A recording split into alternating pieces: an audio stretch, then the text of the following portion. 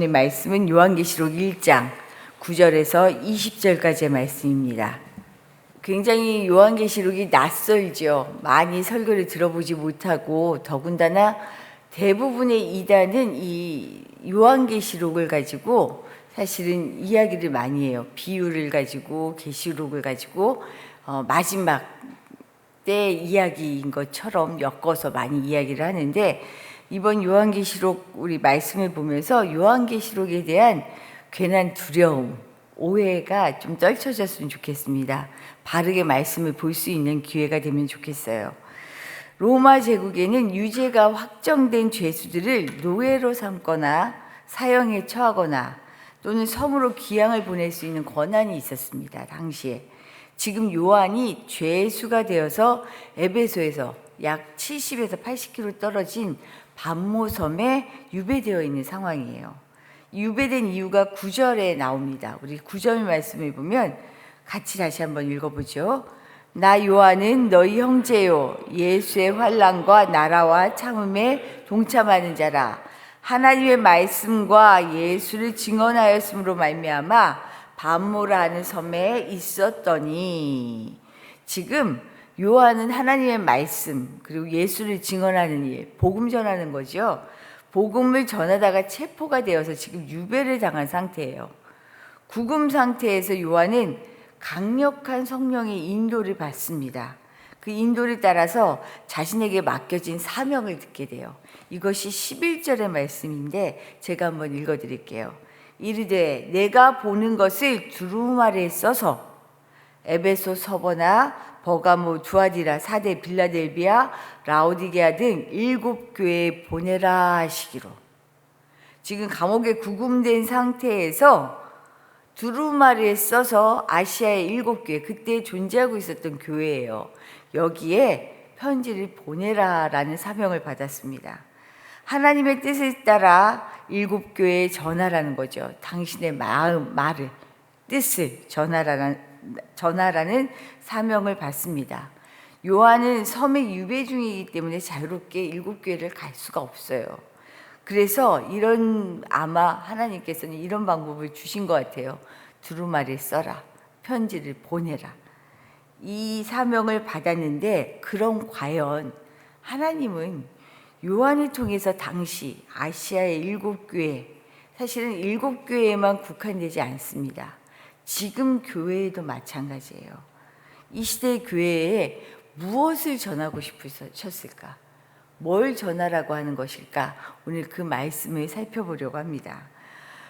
교회의 사명은 세상 풍조에 따라가는 것이 아니고요, 하나님의 나라를 세우는 것입니다. 오늘 말씀의 핵심은 이거예요. 교회에게, 7교회에게 전하라고 했는데, 사실은 로마의 박해하에 있는 지금 상황에서 당시의 교회들에게 이것을 전해라. 세상 풍조가 아니라 너희가 할 일은 하나님의 나라를 세우는 것이다 라는 것이 오늘 말씀의 핵심입니다. 이것은 지금 교회에도 마찬가지예요. 너희가 전할 일은, 교회의 사명은 세상의 가치에 흔들리지 않고 하나님의 나라, 나의 나라를 전하는 것이다. 요한계시록을 기록했을 때의 정황을 그럼 좀 이해해야 하겠죠. 로마 황제 도미티아누스 하에 있었습니다. 주님이 가시고 81년에서 96년 그쯤에 지금 도미티아누스가 황제로 있을 때예요. 그 악명 높은 네로 황제, 잘 아시죠? 네로 황제는 마지막을 자살로 끝을 냅니다. 갑자기 황제가 죽으니까 온 나라가 위기에 처해요. 그래서 짧은 기간 동안 몇 번이나 황제가 바뀌는 혼란을 겪습니다. 그러다가 지금 황제 도미티아누스가 황제가 되면서 네로 이전처럼 아주 로마 제국을 다시 회복하는 거예요. 전성기를 맞게 됩니다. 이런 정치적인 상황 속에서 로마는 자발적으로 황제 숭배를 곳곳에서 시작해요. 황제에게 잘 보여야 되죠. 황제를 위험을 막 높입니다. 로마의 그 당시에 에베소, 서머나, 우리 너무 성경 속에서도 많이 보았던 지역이죠. 이런 곳은 황제 숭배의 자리를 먼저 유치하려고 다퉜을 정도라고 합니다. 이것이 그 당시의 정황이에요.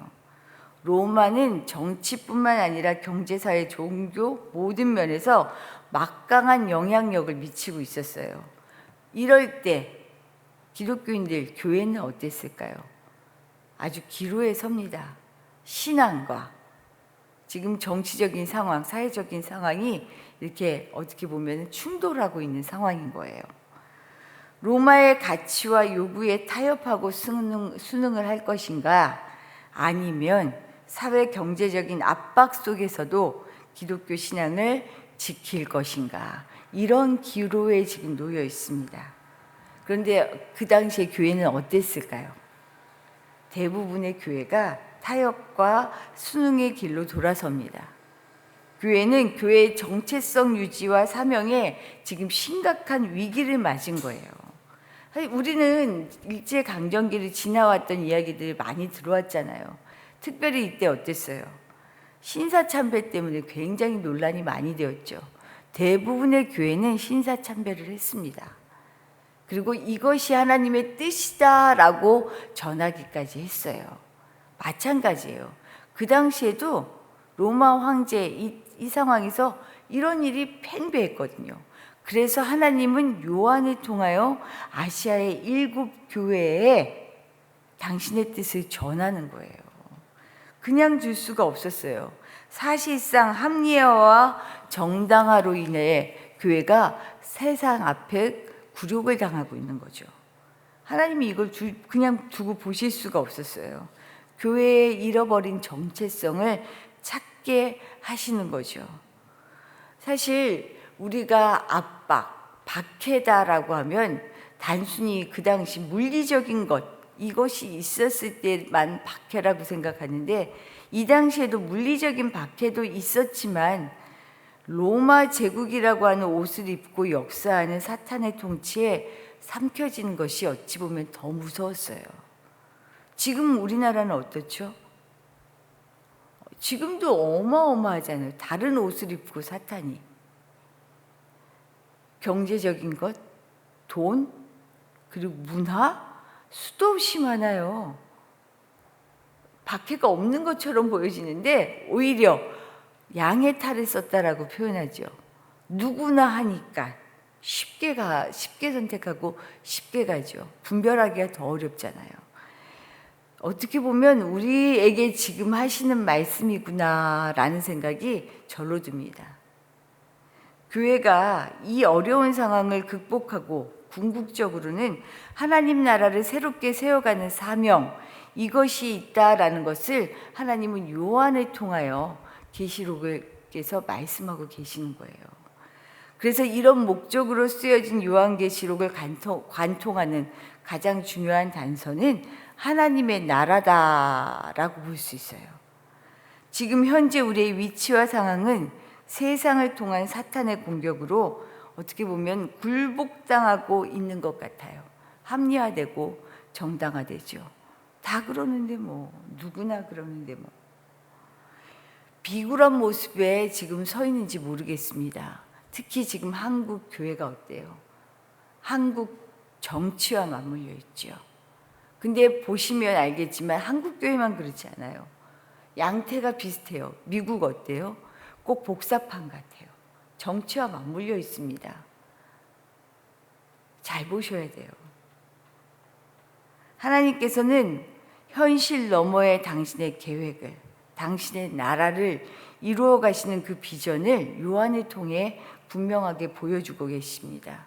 그렇지만 하나님이 이어가실 그 나라가 이 세상 너머의 것으로 국한된다라는 그런 착각하시면 안 돼요. 죽어서 하나님의 나라에 임하는 것은 구원받은 자의 특권이지만 계시록은 지금은 죽도록 고생해도 괜찮아. 나중에 너희들이 다 하나님 나라 갈 거야. 이렇게 얘기하지 않습니다. 예전에 우리가 과거에는 이런 생각이 굉장히 암암리에 많이 있지 않았어요? 제가 지금도 생각하면 너무 미안한, 전에 설교 때 한번 얘기했을 거예요. 우리 윗집에 아기가 죽었어요. 급체를 해서. 근데 제가 뭐라고 얘기했냐면 괜찮아. 중학교 때거든요. 오히려 아기 때 천국에 가잖아. 그 우리 식구들끼리만 있을 때 얘기했으니 다행이지, 제가 그런 생각이 들었어요. 이때 인생은 그냥 대충 고통받아도 괜찮다라고 생각한 거죠. 그렇지 않아요. 오히려 지금 로마로부터의 핍박과 박해와 같은 고난 가운데 하나님의 예비하심과 계획하심을 통해서 성도들이 위로를 받고 끝까지 악에 굴하지 않고 견디어서 진리를 따를 수 있도록 힘을 주시는 분이 하나님이세요. 그래서 지금 요한에게 말씀하시는 거예요.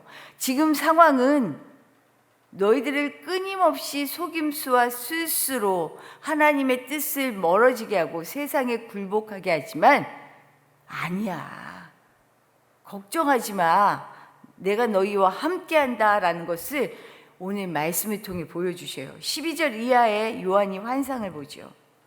요한이 본 환상 가운데 인자 같은 이가 나옵니다.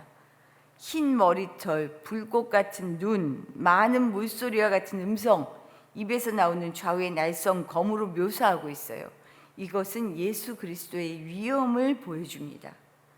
이 예수님이 뭐라고 얘기하냐면 촛대 사이를 거닐고 있다라고 얘기해요.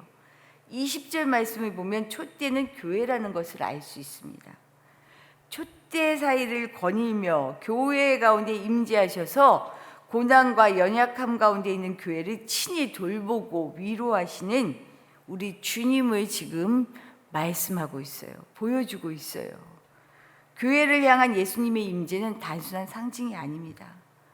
무너지고 위태한 공동체, 상처 입은 성도들의 삶의 자리에서 실제로 위로하시고 회복하시는 살아있는 현실, 살아계시는 주님, 동행하시는 주님, 나와 함께 하시는 주님을 지금 보여주고 있죠. 그러니 아무 염려하지 말라. 넉넉히 너희가 이 상황을 이길 수 있다라고 보여주고 계셔요. 그래서 교회와 교회된 성도는 세상 풍조에 휩쓸리는 게 아니고요, 세상에서 하나님의 나라를 실현해 가는 것입니다. 우리가 어렵지만 세상 사는 거 어렵죠. 제가 생각할 때 세상은 평생 어려울 것 같아요. 우리를 늘 혼란에 빠뜨리잖아요. 다른 생각을 갖게 하잖아요. 십자가의 길이 아니라, 주님은 분명히 십자가의 길을 말씀하시지만 세상에서 편안한 길을, 대로를 늘 얘기하잖아요. 그러니 거슬러 가는 것이 얼마나 힘들어요. 하지만 단순히 힘든 것이 아닙니다. 그 속에서 누리는 참 진리, 기쁨, 평안이 있죠. 세상에서 누릴 것을 다 누리고 하고 싶은 대로 다 사는 것이 행복이 아니라는 것을 일찌감치 우리에게 알려주셔요. 제가 어르신들을 만나면서 참 많이 느끼는 게, 제가 어제도 그런 말을 집에서 이제 밥을 먹다가 했는데, 너무 그냥 되는 대로 편안하게 마음 가는 대로 살아오신 거예요. 술도 뭐 이게 건강을 해치든 안 해치든 관계없이 정말로 저는 이렇게 술을 많이들 막 마시는지 왜 그러나 싶은 생각이 들 만큼, 얘기를 들어보면 동생이 젊을 때 술을 먹다가 그냥 하루아침에 엎어져서 죽었다. 아버지가 술을 드시다가 얼굴은 늘 까매 있었는데 어느 날 보니까 돌아가셨다. 이런 이야기들을 많이 들어요. 세상에서는 그냥 흔하게 접하는 일들, 이게 나를 죽음으로 모는지 알지 못하죠. 이건 아주 극단적인 그냥 한 예지만 수많은 일들이 그래요. 하지만 하나님은 우리에게 일찌감치 말씀하시는 거예요. 진짜 사는 것이 무엇인가? 정말 사람을 살리는 것이 무엇인가? 진리가 무엇인가? 우리는 늘 이걸 세상적으로 얘기하면 철학적으로 살게 하지요. 돌아보게 하죠. 말씀을 통해 내가 살아야 하는 내 존재의 근거가 무엇인지 오늘도 말씀하십니다. 세상 앞에 굴할 거 하나도 없다. 요한이 이 요한계시록이 어려운 이유가 뭐냐면, 유배지에서 요한이 교회에 하나님의 말씀 뜻을 전하는데, 사실은 지금 요한이 하나님의 말씀을 전해서 박해를 받고 지금 유배지로 온 거잖아요. 그랬기 때문에 편지를 쓸 때도 노골적으로 쓸 수가 없습니다. 그냥 있는 그대로 다 쓸 수가 없어요. 그래서 요한계시록의 언어는 예수의 뜻을 전하기 위해 그가 전하는 로마 제국의 검열을 통과할 만한 상징적인 표현들을 써야 했어요. 그래서 666도 나오고요, 14만 4천도 나오고, 용도 나오고, 짐승도 나오고, 자꾸 상징적인 언어와 숫자를 사용하는 거죠. 우리에게는 어렵게 느껴지만 로마에서는 이해할 수 없지만 이것이 유대인에게는 익숙한 표현이었거든요. 그래서 이 편지가 통한 거예요. 그런데 이것을 지금 자꾸 어떻게 해요? 이상하게 해석하잖아요. 미래적인 걸로만. 아주 당시에는 현실적인 이야기였어요. 그래서 제가 전에도 말씀드렸는데 저희 교수님이 대학교 1학년 때 잊히지가 않아요. 조지신학이라는 수업을 듣고 있는데 6학년 6번은 다 저주 받았냐? 이러는 거예요. 숫자의 상징. 네로의 이름을 숫자로 하면 그 당시 네로 황제가 666이 나오게 되는데 이 666이라는 표현이 네로 황제를 표현한 거예요. 예를 들어 이렇게 쓰는데 이거를 지금 막 다르게 해석하죠. 우리가 요한계시록을 하나님의 말씀을 어떤 의미와 어떤 의도를 가지고 하나님이 우리에게 보내주셨는지를 알면 오해하지 않습니다. 이단이 아무리 얘기해도 거침없어요. 우리가 요한계시록을 통하여 하나님의 나라를, 하나님의 뜻을 조금 더 바르게 이해할 수 있는 기회가 되기를 바랍니다. 주신 말씀 생각하며 기도하도록 할게요. 교회의 사명은 세상의 풍조를 넘어가는 것이 아니고 잘 분별하여서 하나님의 나라를 세워가는 것입니다. 그것이 또 성도의 일입니다. 하나님, 주의 말씀을 날마다 바르게 묵상하게 하시고 주의 말씀에 따라 살기를 기뻐하게 해주십시오라고 기도해 주시기를 부탁드립니다. 더불어서 오늘은 이 나라 하나님께서 정말 새롭게 하여 주시옵소서. 자리가 바뀌면 사람의 마음도 바뀌는 경우가 참 많은데 하나님, 이 지금 새롭게 바뀐 정권이 처음부터 끝까지 정말로 이전에는 이런 일이 없었는데 라고 할 만큼 정말 국민을 사랑하고 정말로 이 나라를 바르게 이끌어가는 힘이 있게 해주십시오. 기도해 주시길 부탁드리고 우리 예배를 위하여 기도해 주십시오. 특별히 이번 주에는 우리 성찬식, 성만찬을 함께 나누게 될 텐데 주의 살과 피를 나눌 때 하나님 정말 주의 마음이 우리 가운데 온전히 전해지는 그런 시간이 되게 해주십시오 라고 같이 기도해 주시기를 부탁드립니다. 기도드리겠습니다.